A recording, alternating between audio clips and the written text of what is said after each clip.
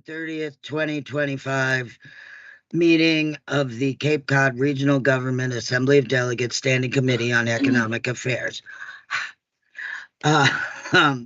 Pursuant to Chapter 2 of the Acts of 2025, this virtual meeting of the Barnstable County Assembly of Delegates will be conducted via remote means only. The public participation guide and meeting documents are at the county website www.capecod.gov. The County of Barnstable does not discriminate in the administration of its programs or activities on the basis of race, color, religion, national origin, disability, age, sex, sexual orientation, gender identity, or other categories protected by state and federal anti-discrimination laws and regulations. For more information, please contact Justina Marzak, Barnstable County ADA Non-Discrimination Coordinator at jmarzak@capecod.gov. You may link this meeting remotely through Microsoft Teams.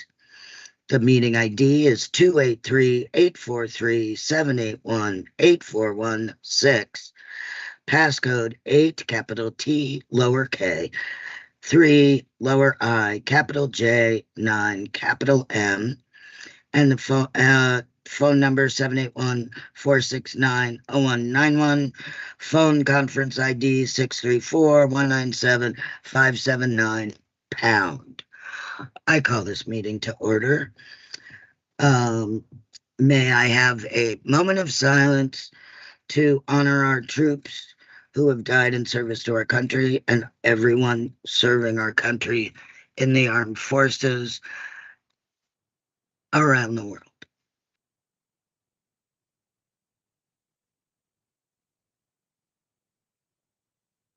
Thank you. Now we do the Pledge of Allegiance, should you wish. I pledge allegiance to the flag of the United States of America and to the republic for which it stands, one nation, indivisible, with liberty and justice for all. Okay, Mr. Clerk, may I have a roll call, please? All right. Chair Harder? Here. All right. And Delegate Green for Vice Chair Warner? Here. Delegate Gallagher for Deputy Speaker Gessen? Here. Delegate Oman? Here. Delegate Ty? Here. That's 5, Madam Chair. Thank you very much.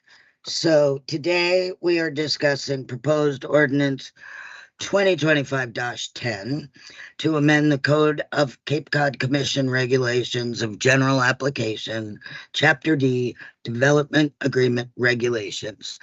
So I don't know, I'll just let Christy, you want to start us off with an overview of what it is and what we're doing? Yes, thank you, Madam Speaker. For the record, Christy Senatori, Executive Director with the Cape Cod Commission, and I am joined this afternoon by Jessica Wilgus, Commission Counsel. We have shared a number of documents with you this afternoon, which we're happy to review and answer any questions that you may have. As you know, from time to time, we take a look comprehensively at our regulations to determine where there are potential opportunities to streamline processes, really provide some clarity in the operations of the Cape Cod Commission. And so that is what we've done with these development agreement regulations.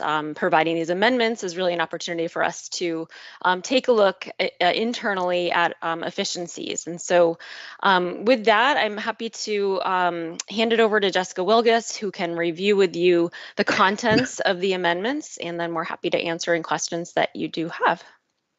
Great, thank you. Welcome, Jessica. Thank you, Madam Chair. Ms. Wilgus, sorry. Thank you, Madam Chair, and members of the committee. My name is Jessica Wilgus. I am the Cape Cod Commission Counsel, and I'm here today on behalf of the Cape Cod Commission, who on June 5th, 2025, unanimously approved amended development agreement regulations and requested that I bring them to you for approval and adoption as an ordinance. As Christy has mentioned, that we are currently in the process of updating our regional policy plan, and we look to refresh and update our regulations as needed. We took a look at our development agreement regulations, and they were last amended in 2014. So we've had these in practice for going on 11 years, and we have more experience with how they're utilized, and we've had several development agreements go through this process. And so we have more experience with the use of the regulations. So primarily the aim here, as Christy had mentioned, was to streamline the process, which we've done. We've made it simpler. And we've also made sure that the regulations reflect the process in terms of how we use it. And Madam Chair, with your permission, if I may share my screen, I would like to just present a handful of slides to walk you through the details, if that's okay. That would be great, although I don't know how to help you with that. Owen, is she going to be able to do that? Excuse me, Clerk Fletcher, is she going to be able to do that? Believe so. Okay. Okay, great. So if let's see, I will do this slideshow. Okay, can everyone see that? Yes. Okay, perfect. And so the only thing I have to do is just move this over so I can see all the slides. Okay. And so this is essentially the PowerPoint that I gave to the Cape Cod Commission, and it just reviews the changes to the development agreement regulations, which reorders much of the same material, incorporates edits that make the regulations more clear. It streamlines the process to make the system more workable. It makes the text more consistent with how we actually use development agreements.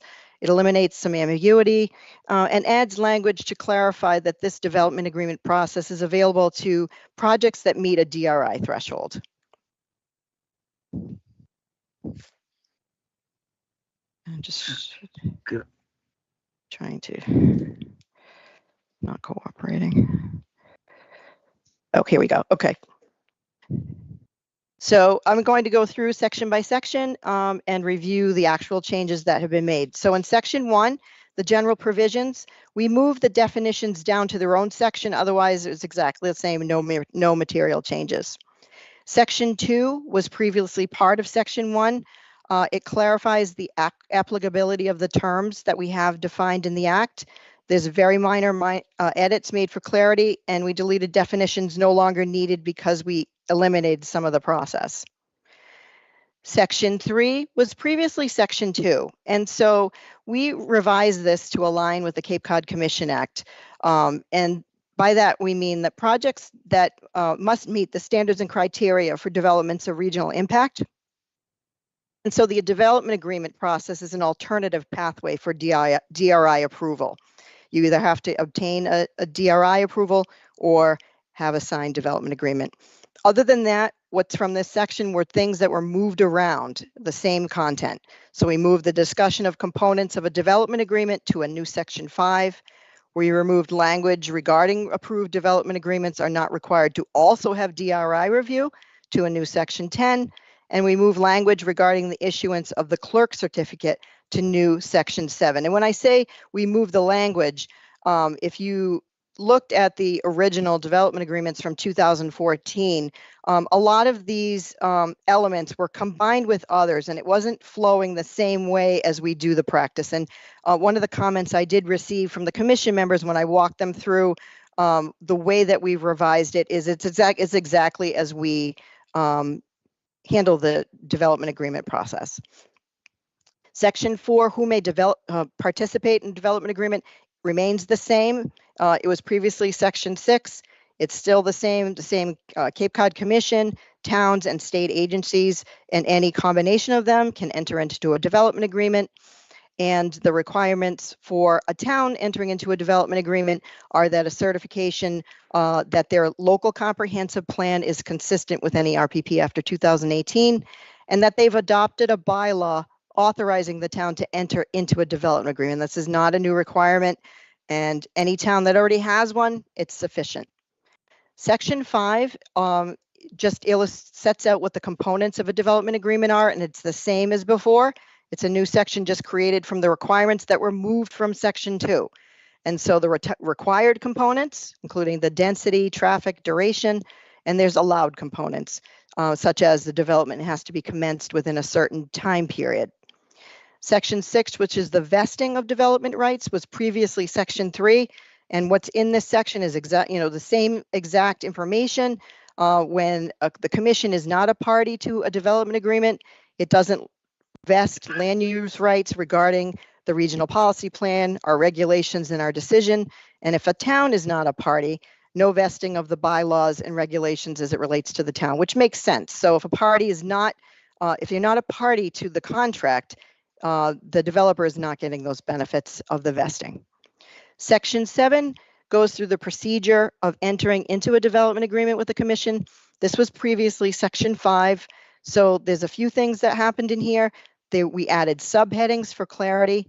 We moved the appeal language, which was in here, to a new Section 11, so it's its own section. And we added 2 things to the components of a development agreement application. So when the town is a party to a development agreement, we ask them, because they're in the best position to do this, to show evidence of consistency with its own local comprehensive plan. We ask them to give us that information. When they're not a party, we ask the applicant to provide that information. We also ask for the applicant's analysis of consistency with municipal bylaws and a list of zoning waivers that are needed. The other thing that's most significant here is that the review has been streamlined. Originally, if you look at the development agreement regulations from 2014, we had 2 dual review tracks that had to take place. So 2 separate hearing sessions had to take place between the subcommittee and the applicant, and then separately with the applicant and the town to separately review that same information. Now we have, under Section 8, the procedure for entering into a development agreement where the commission is not a party. So this was previously Section 6, and you'll notice that this is largely reduced. And the reason for that is we've streamlined provisions when the commission is not a party to a contract, rather than prescribe that second process where the town is entering into a contract with an applicant. The municipal review is governed by the regulations that they put forward. And that is simply because if the commission is not a party to a contract, we are not involved in that contract. We're not involved in the process the town undertakes for themselves, and it provides separate DRI review if the commission is not a party and it does meet a threshold and we haven't been made a party, we still have to have our own DRI review. So similar to the existing development agreement regulations, this tracks exactly. If there's more than one town involved in a development agreement, so there's multiple parties involved, it is facilitated by what's called the lead community. And that's Section 9 is the relationship to local zoning rules. This is a new location for the language that's in existing Section 3 related to the relationship with local zoning rules. It's just a movement. And again, Section 10, DRI subject to a development agreement. This is a new location for the language that was in existing Section 2. And this is where we provided a clarification. So when there is a development agreement review, that constitutes the review of the project. You don't also need DRI review on top of that review. It's either one or the other. And so if the development agreement is not approved, then that applicant will still need to go through DRI review because they do need a review by us in accordance with the regulations. Section 11 is judicial review, which is the appeal language. This is a new location for the language, which was in existing Section 5.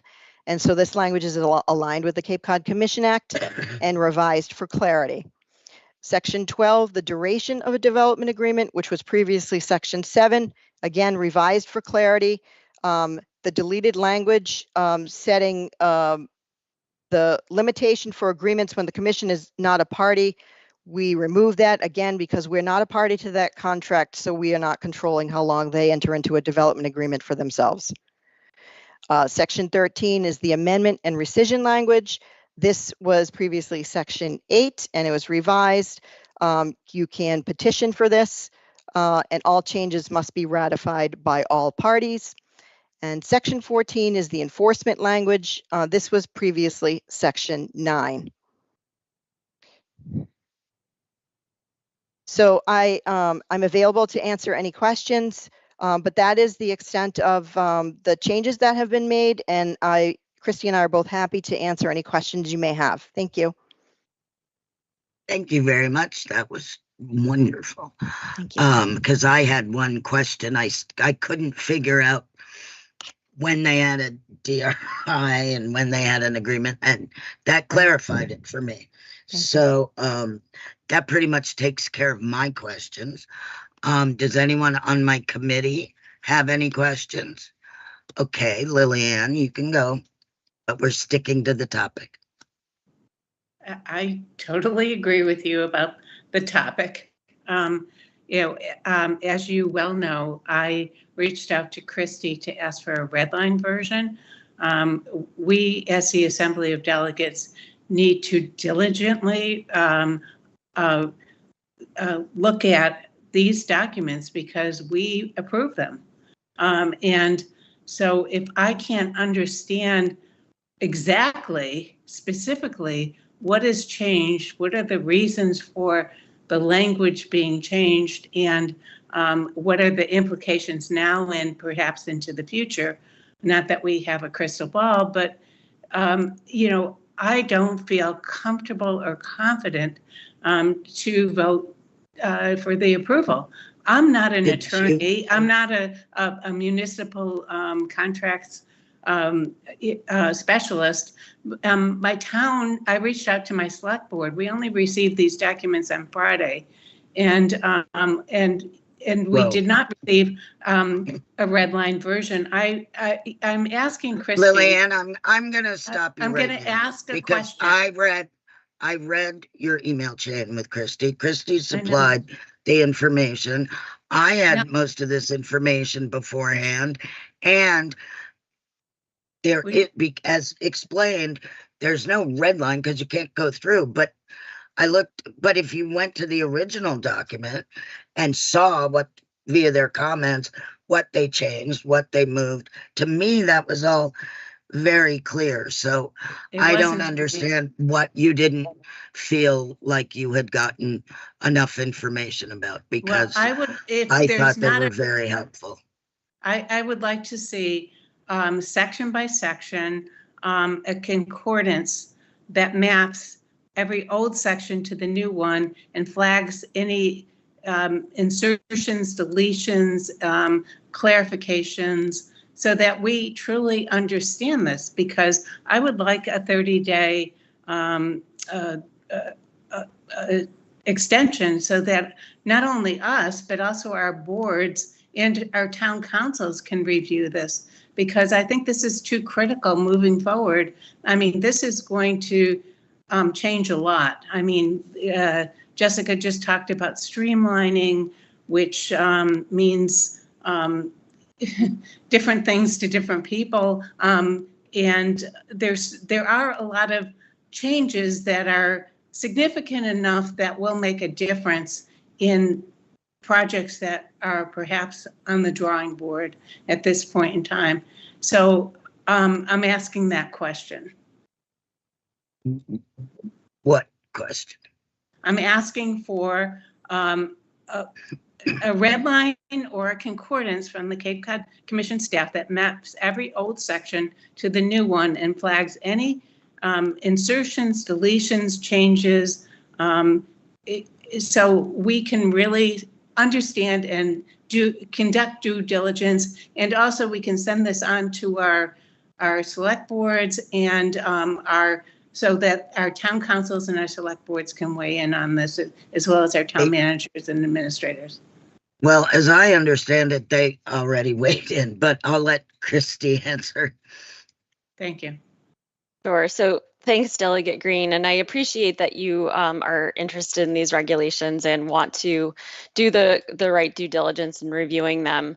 As I have articulated and is in your packets, we did include a document that's called the Summary of Changes to the Development Agreement Regulations. These are in your materials, and this does review section by section every change that's been made to those regulations. And again, the majority of these changes are a reordering of existing text from the existing regulations, and Jessica's reviewed with you all of the detail that's included within each section and how that translates to the new section. So again, as I've mentioned previously, a redlined version of any document would not be legible, and so we tried our best to give you all of this information in a concise manner that really does allow you to explore all of the changes that have been made in a way that's legible. So I appreciate that you are going through all of this in detail, and we're happy to answer any detailed questions that you have on any particular section. Jessica, if you want to add anything to that explanation, I think that's, kind of covers it, but certainly happy to let Jessica weigh in here as well. Yes, Madam Chair, I don't have anything to add. That captures it exactly. That's what I would have said as well. Thank you. Okay, But if you thank you. if you did a mapping of every single Lillian, section of I'm the sorry, change, hon. then we'd understand Del- it. And also, we do need Delegate our Green. town councils to weigh in on this. I mean, as a Delegate delegate, Green, this is way too complicated. I guess one of my questions is putting the burden, especially on the smaller towns, to do the review if the Cape Cod Commission is not involved does concern me. I mean, there are only 2 counties in the entire Commonwealth where we have regulatory review, and this is important to keep a special place special. So I've appreciated the fact that the Cape Cod Commission has had a diligent review. So I'm concerned that there's a change in that aspect, and also that there seems to be a collapsing down of the review process where there was a dual track. It seems like there'll be less of a review, and also that the citizen voice is going to be curtailed a bit. Attorney Wilgus, I'm sorry, am I pronouncing that right? Wilgus? Yes, you are. Thank you, Madam Thank you. Chair. Through the chair, if I may answer that question. Yes, please. Okay, so there actually is not a reduction in review. It's the same exact level of review. And the reason that happens is, so every project has to go through what's called Development of Regional Impact Review. This provides an alternate process for that same review. If for some reason, generally the commission is a party to these development agreements, and in that case, we have the same level of review that we would have for a development of regional impact.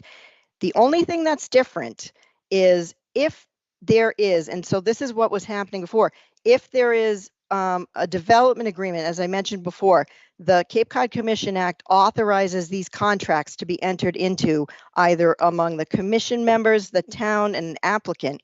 If all 3 are not a party to that, if it's only the development agreement is between and among an applicant and a town, in that case, because it's a contract between only those 2 parties, they define their own process, but they do have to submit that process to the Cape Cod Commission for approval. So those regulations that they pass for review of their development agreements have to come to the commission. So there's a safeguard there in terms of what is this process going to look like? Is it appropriate? Secondarily, if we are not a party to a development agreement, the agreement does not vest as to the Cape Cod Commission. So if there is still a DRI that has not been reviewed, it has to still come before the Cape Cod Commission. We still have to have a development of regional impact review, even though the town and the applicant may be entering in a contract for their own portion of legal review, which they have the right to do now. So the commission is always involved. If it trips a threshold, it has to come before the commission either through the development agreement process or through the development of regional impact process. It will come before us. It's required to. And Okay, thank isn't you. the Now, appeals Lillian. timeline shortened? Delegate Green, you've had 2 questions. Now another member of the committee has a question. Thank you. Delegate Omen, Dean Omen. Thank you, Madam Chair. And thank you, Attorney Wilgus. You actually answered my question in your last moments. But I want to say that I think this is very consistent with the Cape Cod Commission Act. You've done your due diligence as usual. You've streamlined it, which I think will help the towns, help their attorneys, and help the staff get through this thing with the same due diligence that you always get. So I'm going to tell you that I'm going to vote favorably for this. And I thank you for your time. All right. Does anybody else on the committee or off the committee, Mr. Frederickson?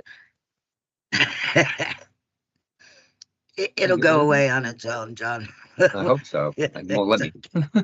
There it is. Is there anybody else that has a comment on this? All right, I'll give you one more bite at the apple, Delegate Green. Thank you, Chair Harder.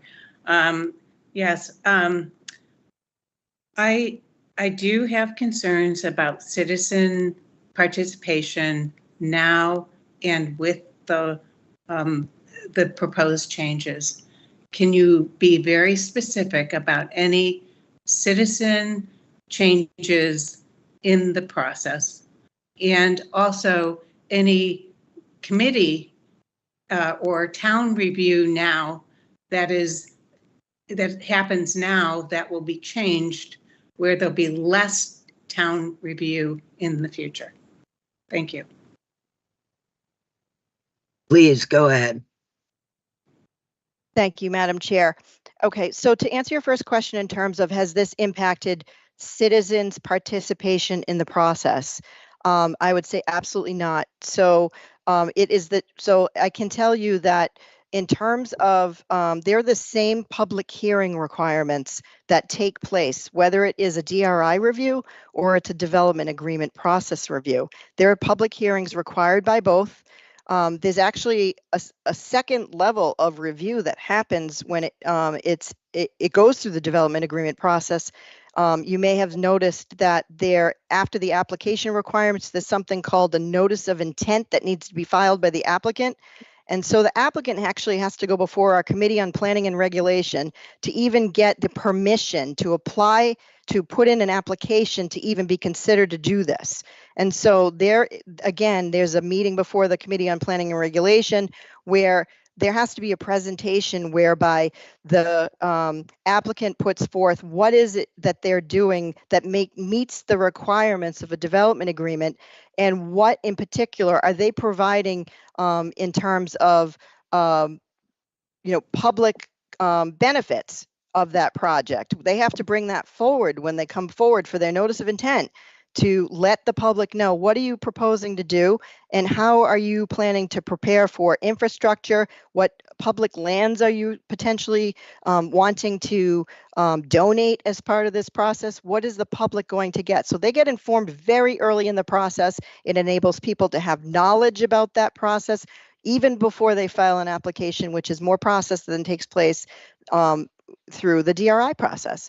And to answer your second question in terms of town, in terms of what will they receive or what information will they receive as part of their process, again, same level of information, same level of public hearings, same requirements in terms of whether or not the commission is a member of a development agreement or they're not a member of the development agreement. There is process. There's always public process that's required as part of that review. It requires multiple public hearings. It requires meetings, open meetings, and if anything, from what I've seen from the development agreement process is that there ends up being more hearings because they're actually negotiating a lot of the terms of the agreement. So we end up having multiple meetings where many members of the public will come to the posted meeting if they're very interested in a particular project, and they make their interests known as part of that process, and they do influence what ultimately comes out. They sometimes will say, we don't like this process, or we don't like this project, or we want to see more happen here. And the applicant will sometimes take it back and come forward with a better project, which that ultimately happens through DRI review, but also development agreement process review. But I can say for a fact that the development agreements that I've seen most recently provide more public process than I've seen even with DRIs. So I hope What that about answers your Thank question. the burden Thank on you the very town? much. Delegate Green, that's enough. Thank you very much. Because I have some things I'd like to discuss, and Dan sent some questions in, which really were addressed. And I'm just assuming that when you do list what, the requirements are, like open space or housing, that those are broad for a reason and not like really specific. Yes, you're correct, Madam Chair. That it is open so that they can bring forward. And you may notice that list that you're referring to, that tracks the Cape Cod Commission Act in terms of what's required. And, specifically as it relates to open space, which you just raised, there's provisions in there, like to make more specifically that those can be provided beyond the time period of a development agreement. So we make sure that those things can be provided for in the proper legal way. Okay, great. And then the second question, I don't believe we need it now, but at one point it says that the towns have to have their LCPs in order to in one section it said they had to have certified LCPs, and I'm just wondering how many towns have that right now, or if they're what towns they are, and Sure, if any need to go through. So this is a requirement that has been, this same requirement to have the certification has been in place since 2014. So this isn't something new that's being brought into these regulations now, but to specifically answer your question, the ones that have the certification since 2018 are the towns of Bourne, Sandwich, Provincetown, and Truro. And we also have information from other towns, in particular from Harwich, that their update is underway. It's right now. And that we're seeing that the potential town meeting vote would be occurring in the fall of 2025 or spring of 2026. As it relates to Yarmouth, there is an update underway this summer where the Cape Cod Commission is actually right now reviewing a draft, which will be completed in July. There is an update to the Falmouth Local Comprehensive Plan that's underway. For Wellfleet, there is also an update that's underway. So one of the things that we made sure to do is make sure that we had simplified the process by which the towns can receive this certification, because we certainly want to see towns be able to express their vision for what they want to see in their towns. And certainly, the part of the local comprehensive plan regulations provide technical support to towns, because we do want to see towns be able to bring these forward, because we know it's important, and we want to help facilitate that. Thank you very much. All righty. If nobody has any other questions, may I have a motion to recommend this to the full assembly? So moved. Madam, I would. Okay. I would now, like. Delegate like- Green, Okay. Right. do you want to make an amendment? I would. Okay. Go ahead. May I thank you very much. I would like to make an amendment that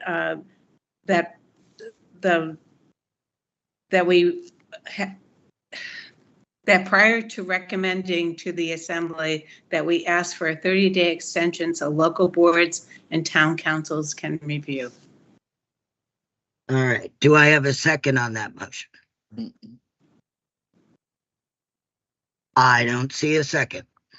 All right. So in that case, we go to the initial, which was moved by Sally Ty and seconded by John Oman, or vice versa. I don't know. But anyway, may I have a vote on the motion to recommend this ordinance Chair. to the full assembly? Yes. Madam Chair, what do Gino. we, I don't think it was particularly articulated that we want to move it favorably or not. I'd like to have that, have the clerk tell us exactly what the motion is, please. Oh, okay. Thank you, Oh. Mr. Clerk.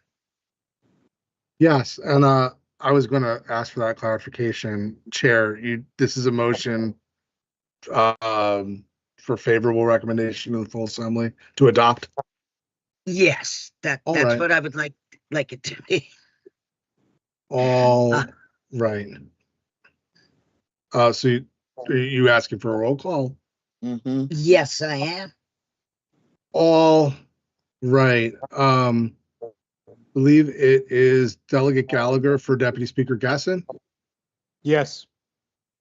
and then the alternates make the roll call harder. I think that's Chair Harder next, Yes. and No. Delegate and Dean Oman, Yes. and then Delegate Ty, Yes. and then Delegate Green for Vice Chair Warner. No, pending review by our town councils and our select board town manager. Town So that- administrator. That's That's a no. that's 4-1, Madam Chair. All righty. Thank you all for coming. Thank you very much, Ms. Senatori and Ms. Welgus, for coming. And I believe that we're ready to adjourn. May I have a motion? So moved. Second. All righty, Mr. Clerk. All right. Delegate Gallagher for Deputy Speaker Gasson, Yes. Chair Harder, Yes. Dean Oman, Yes. Delegate Ty, Yes. and Delegate Green for Vice Chair Warner. Yes. All right, Madam Chair. Thank you all very, very much. That Thank was you, very Madam Chair. helpful. Thank you. Thanks.